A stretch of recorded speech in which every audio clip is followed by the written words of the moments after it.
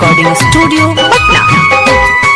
तोरा याद में अखिया रोई जब शादी तोहर हुई, माना तू बात गोरी ना रही अपन कोई रे मर जाई छोड़ के जैबू हो मरल मुँह हमर पैबू हो रे मर जाई छोड़ के जैबू हो मरल मुँह हमर पैबू हो।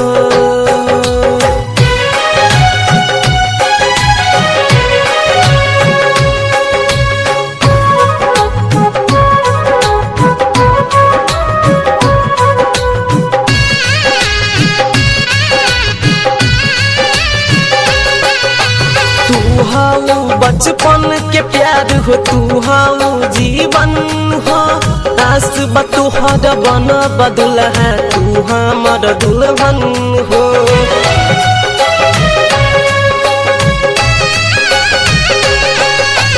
तू हाउ बचपन के प्यार हो, तू हाउ जीवन हो, आस बतोहर बन बदुल है तू हमर दुल्हन हो। जई हो तू ठुकरा के जिंदगी में हमारा के रे मर जाई छोड़ के जईबू हो मरल मुँह हमर पैबू हो ते मर जाई छोड़ के जईबू हो